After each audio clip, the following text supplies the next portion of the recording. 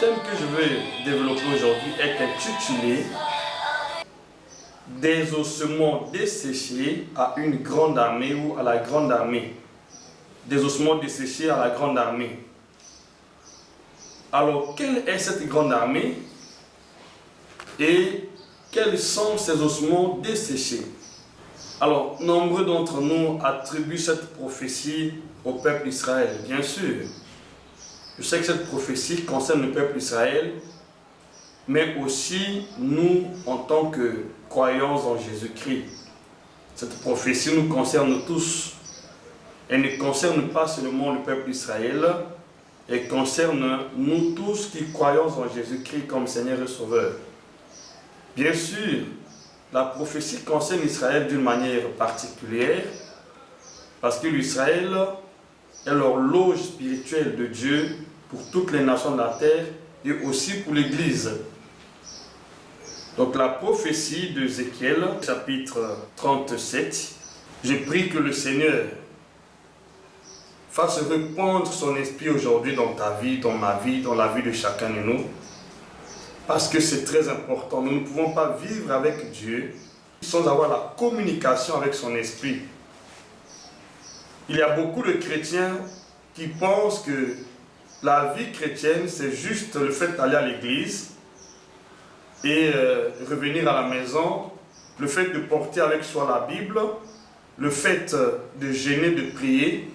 La vie chrétienne ne se limite pas par le fait d'aller à l'église chaque jour ou chaque matin, ou le fait de jeûner, de prier, ou d'être en communication avec d'autres membres du corps de Christ. La vie chrétienne va au-delà de cela, va au-delà de cette perspective humaine, ce que nous pensons.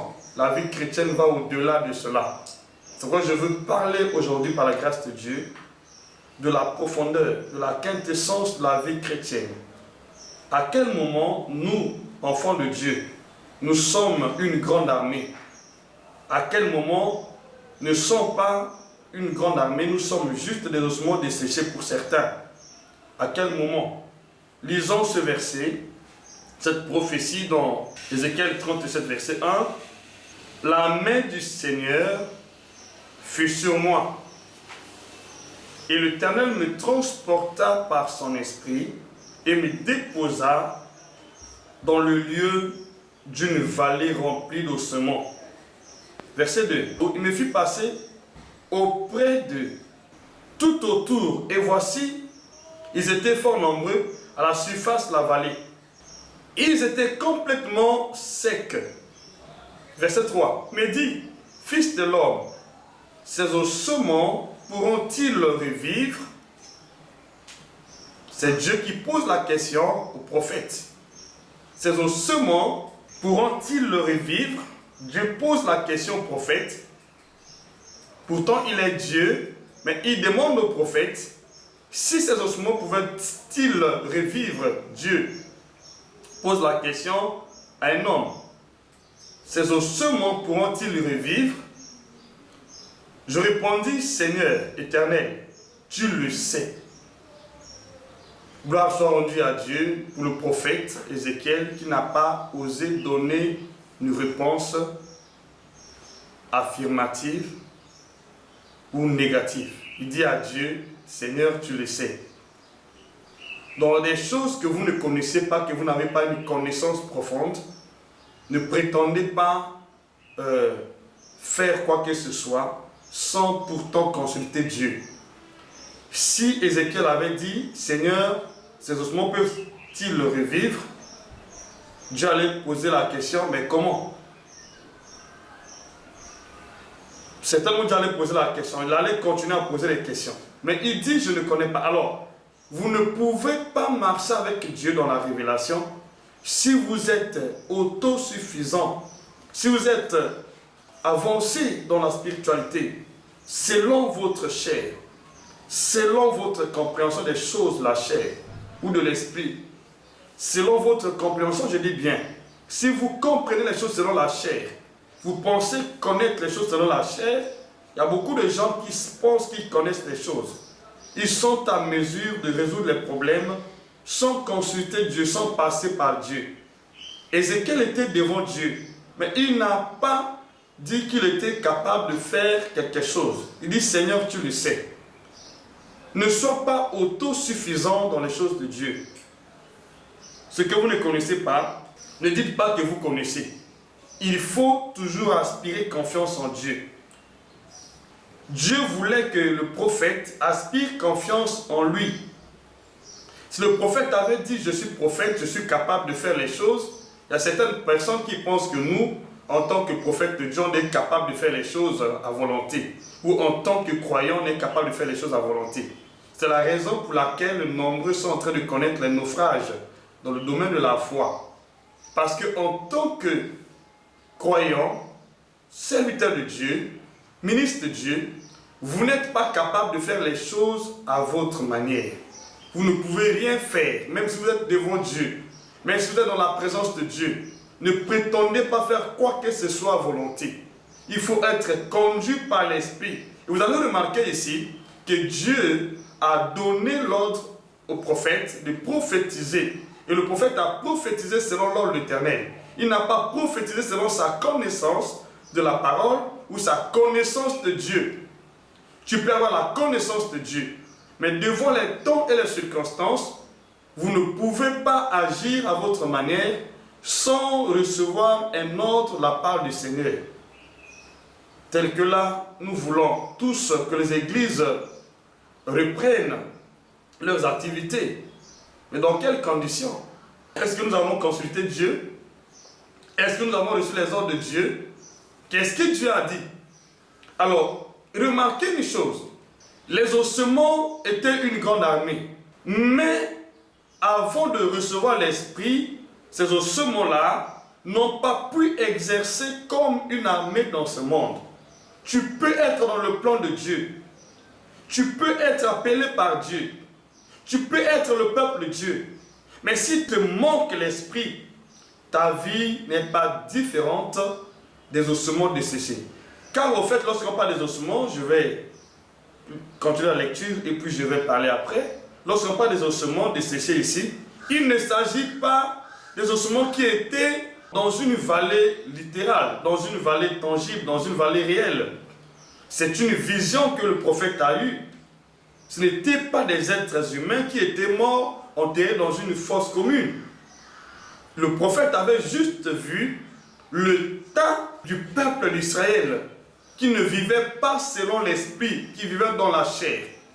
Ce peuple, bien qu'une grande armée de Dieu, ne vivait pas selon l'esprit, mais selon la chair. La Bible dit, celui qui vit selon la chair mourra. C'était une grande armée. Mais le fait qu'il n'y avait pas d'esprit en elle, cette armée était mourante. Cette armée était devenue des ossements desséchés. Il y a beaucoup de chrétiens qui croient avoir la vie, mais qui sont devant Dieu les ossements desséchés. Parce que tant qu'il n'y a pas d'esprit en vous, vous n'êtes pas une personne vivante. Selon Dieu, selon la chair vous vivez, mais selon l'esprit vous êtes mort. Quand Dieu parle des ossements ici, ce n'est pas, comme je veux le dire, un tas d'ossements qui étaient abandonnés dans la vallée. Ce n'était pas cela. Le prophète n'a pas reçu la mission de prophétiser sur les ossements qui sont abandonnés dans une vallée. Ce n'était pas cela. Il avait la mission de prophétiser sur le peuple d'Israël qui n'avait pas de vie. Il y a beaucoup de chrétiens aujourd'hui qui n'ont pas la vie. Ils pensent qu'ils ont la vie, mais devant Dieu, ils n'ont pas la vie. Pourquoi? Parce que quand Dieu parle à nous, il s'adresse à notre esprit et non à notre chair. Parce que la Bible dit, la chair ne sert à rien. C'est l'esprit qui vivifie. Parce que l'esprit est vie.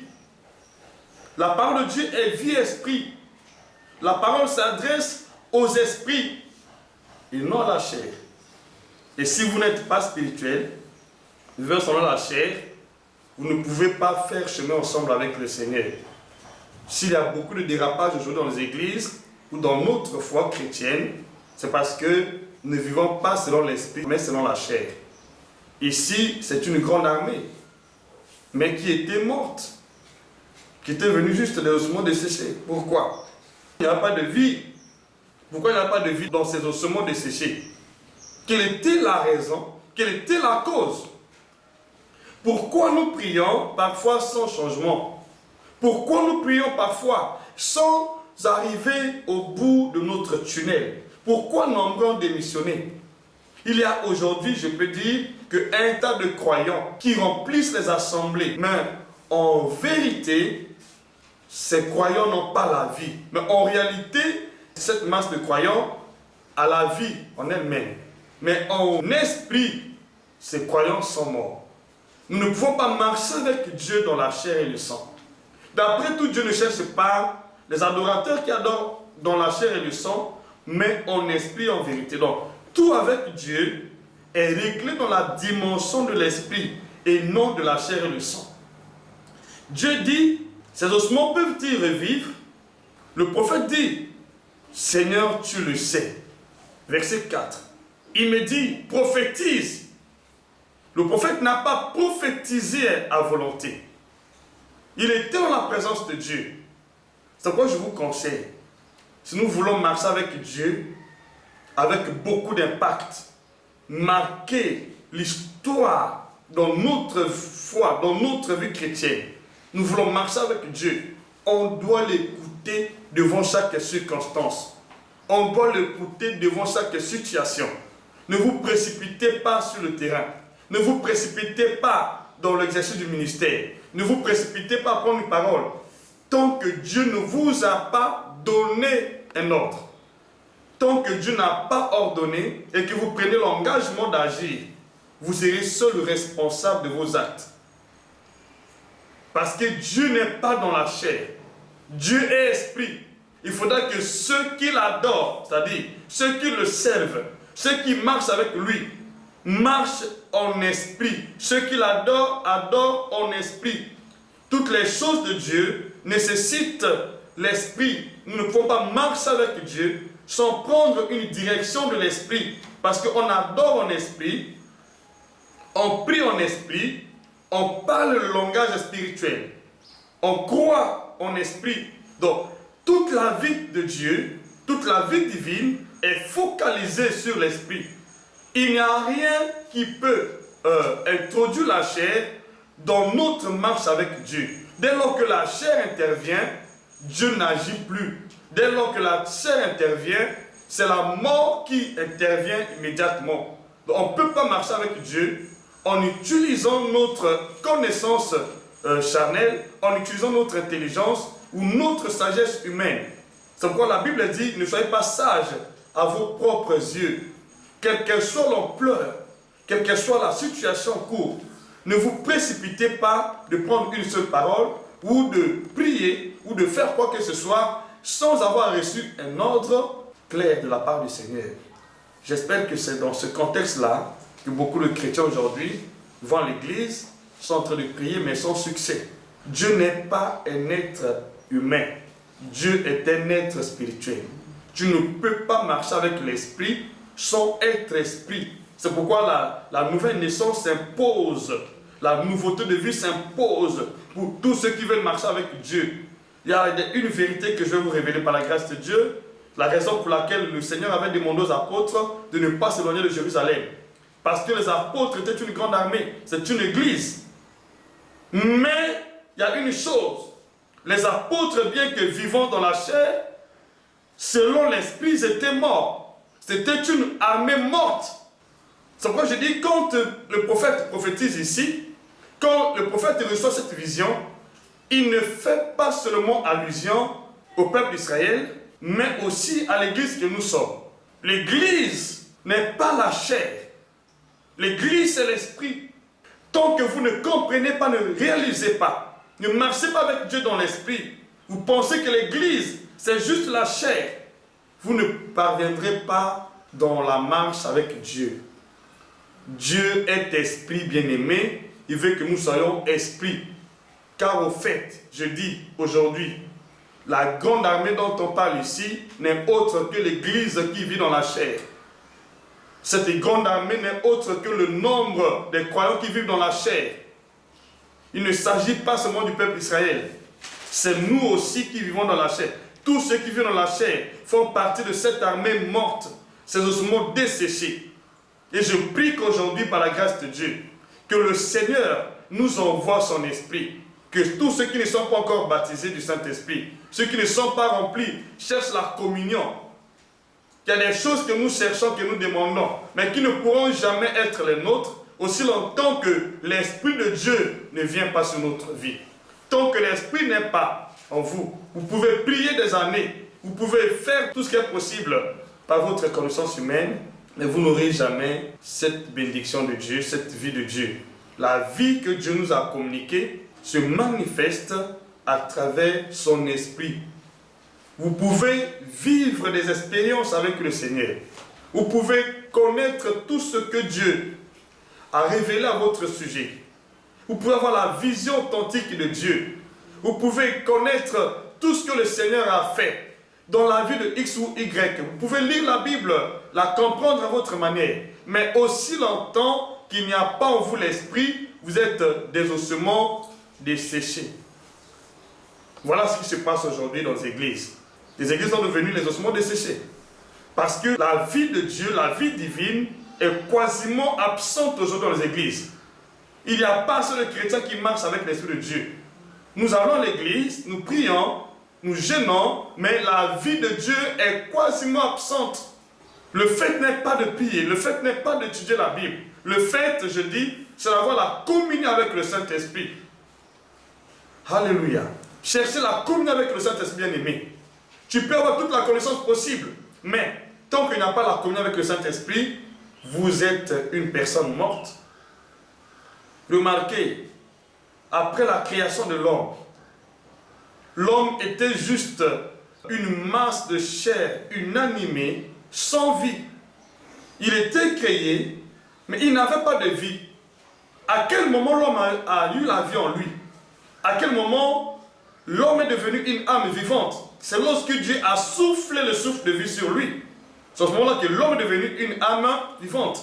Donc, aussi longtemps que l'esprit n'est pas en vous, tant que l'esprit n'est pas en vous, tant que vous n'avez pas la communion avec le Saint-Esprit, bien aimé, j'insiste, vous êtes une personne morte. Vous êtes un chrétien mort. Vous êtes un croyant mort. Vous êtes une fille de Dieu morte. Un fils de Dieu mort. Un serviteur de Dieu mort. Israël, c'est le serviteur de Dieu. Mais une grande armée qui était morte. Pourquoi? Par manque de communion avec l'Esprit. Par manque de relation avec l'Esprit. C'était devant Dieu. Mais la vie n'était pas en elle. Car la vie, c'est l'Esprit. La vie, ce n'est pas ce que nous voyons. Ce n'est pas notre chair. Ce n'est pas notre corps que nous touchons. La vie, c'est l'Esprit. La perception de Dieu pour la vie n'est pas celle des hommes.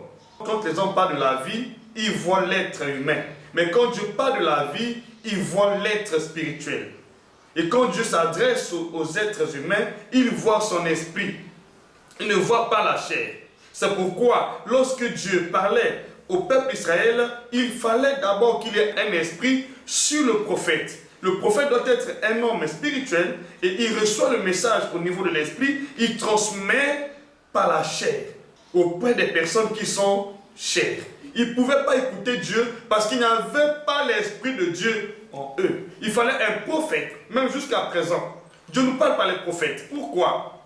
Parce que si le prophète n'a pas en lui l'esprit de prophète, l'Esprit de Dieu, il ne peut pas travailler avec le Saint-Esprit. Parce que le Saint-Esprit est Dieu, Esprit. Pour que le Saint-Esprit se communique avec une personne humaine, il doit passer par le canal de l'Esprit des prophètes. Pour ceux qui sont nés de nouveau, qui n'ont pas l'appel du ministère, l'Esprit de Dieu se communique avec lui à travers son Esprit. Voilà ce qui se passe.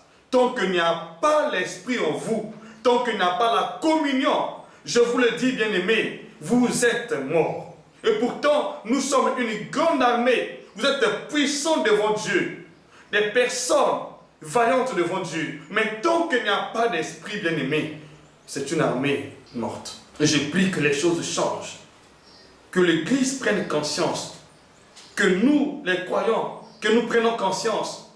Parce que notre vie n'est pas focalisée sur la chair.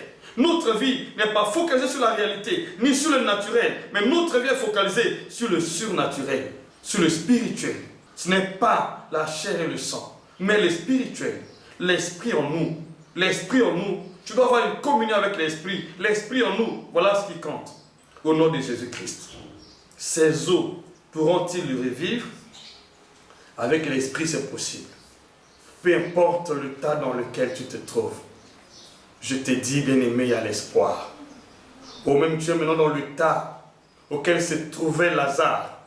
Ou lorsque l'Esprit est là, bien-aimé, il y a l'espoir. Quelle que soit la nature de la maladie et sa durée, lorsque l'Esprit est là, les ossements desséchés reviennent une grande armée.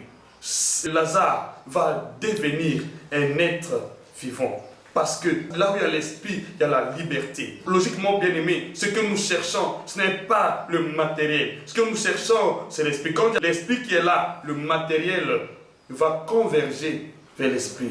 Il va obéir à l'esprit. Parce que l'esprit donne les ordres à tout ce qui est créature. Cherchons l'esprit, bien aimé. Je te rassure, quelle que soit ta situation, ne sois pas désespéré. Parce que je sais qu'il y a beaucoup de chrétiens qui sont en train de vivre des situations difficiles, des cas difficiles, que la médecine ne peut pas trouver une solution, que le monde n'a pas de solution. Mais je te dis, un seul secret, bien-aimé, cherche la communion avec le Saint-Esprit. Tant qu'il n'y a pas l'Esprit de Dieu en vous, tant qu'il n'y a pas d'Esprit de Dieu en vous, vous pouvez tout faire. Vous pouvez changer la manière de prier. Vous pouvez aller partout d'ailleurs. Mais vous n'aurez jamais la vie. La vie n'est pas loin de vous. La vie est là, là où vous êtes. Mais la vie est dans l'esprit. La vie de ces ossements desséchés était dans l'esprit. Dans l'esprit, mais par la bouche de Dieu.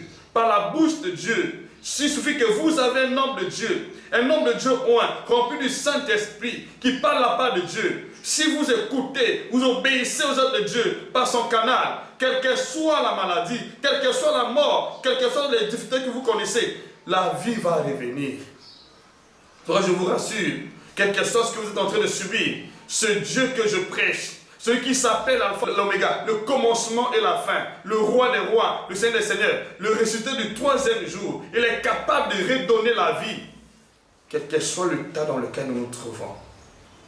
Merci Dieu de gloire. Je vois un changement dans votre vie. Il y a des gens que le Seigneur va toucher. Ce temps est arrivé.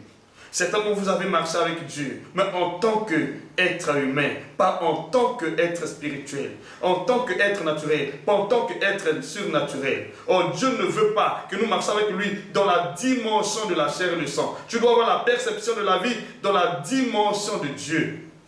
Alléluia. Merci Seigneur. Merci Dieu de gloire. Je crois que les choses vont changer. Toi qui n'as plus d'espoir, parce que tu as déjà beaucoup prié, tu as beaucoup jeûné, je te rassure, ce ne sont pas tes jeûnes, ce ne sont pas tes prières qui comptent devant Dieu. C'est ta communion avec le Saint-Esprit. C'est ta relation avec le Saint-Esprit.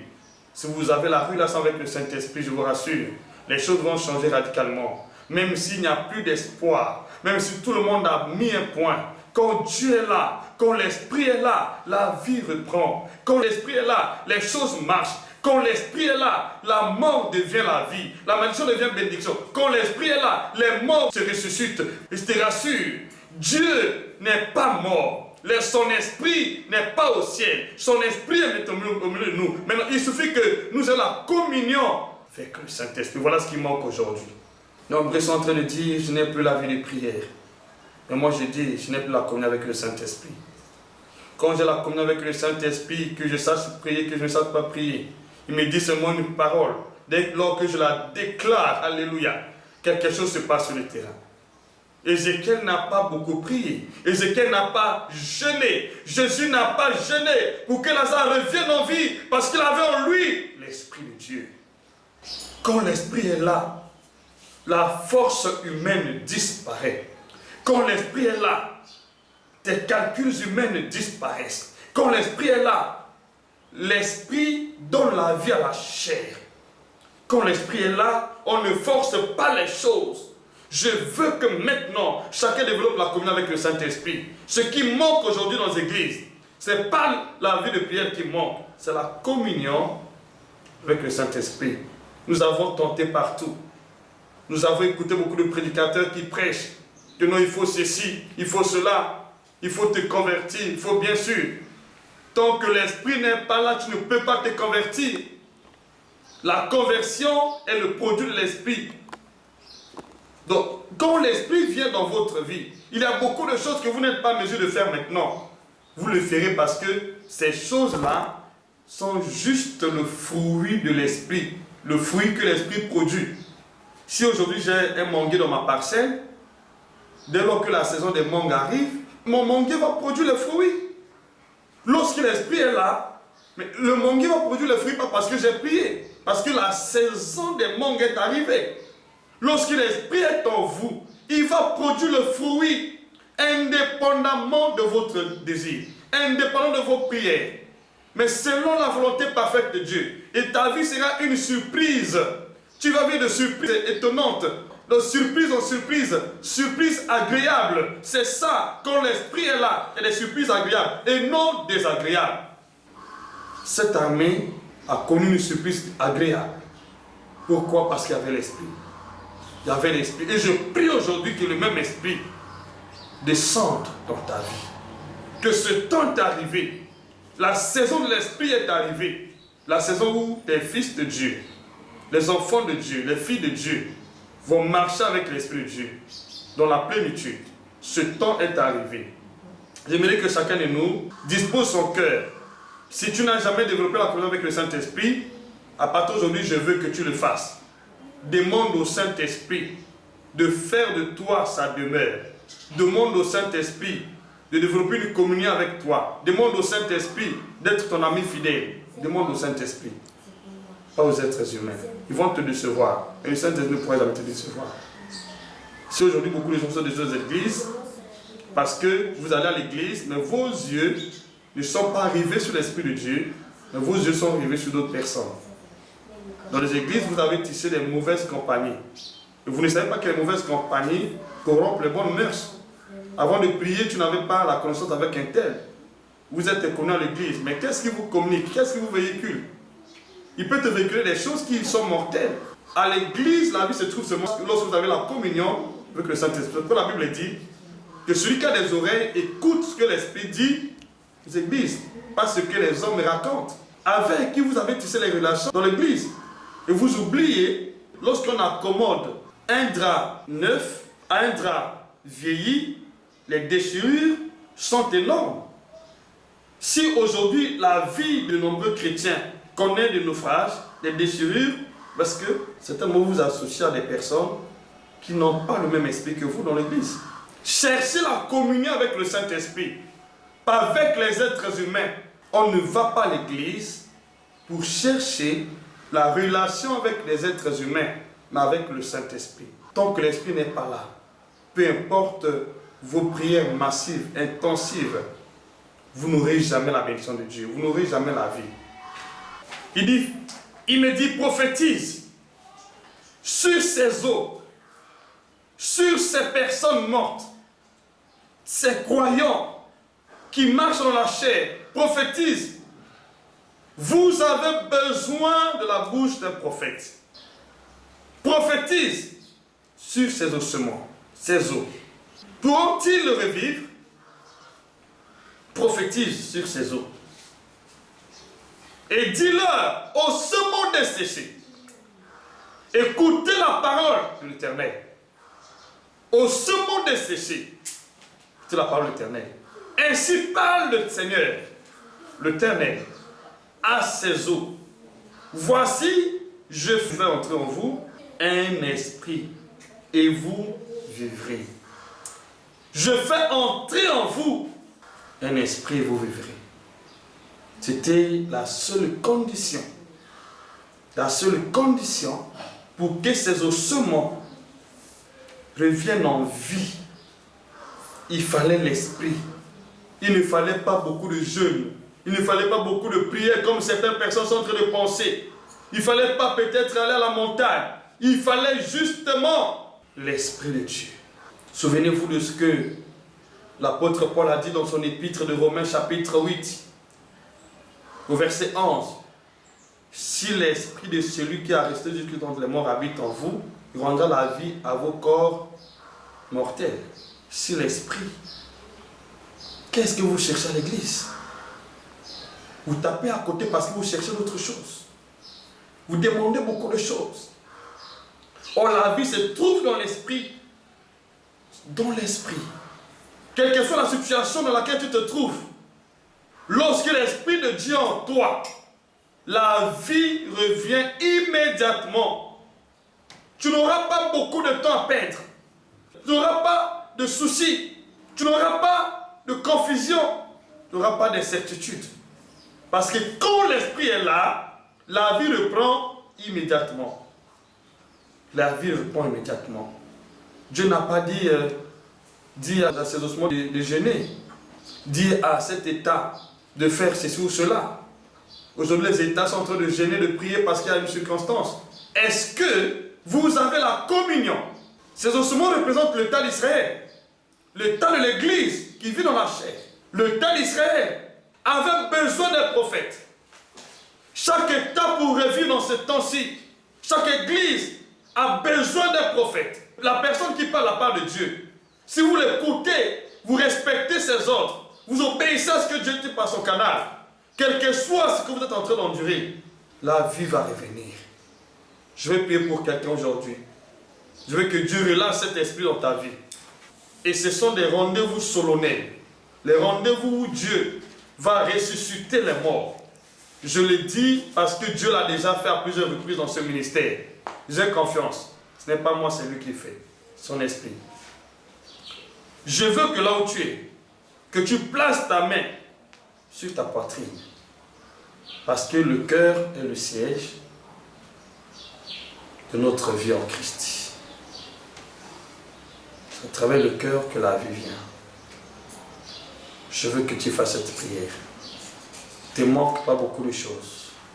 Il te manque le Saint-Esprit. Il te manque l'Esprit. Je veux que tu puisses avoir la communion avec le Saint-Esprit. Dis Saint-Esprit de Dieu. Saint-Esprit de Dieu. Saint-Esprit de Dieu. La vérité prouve.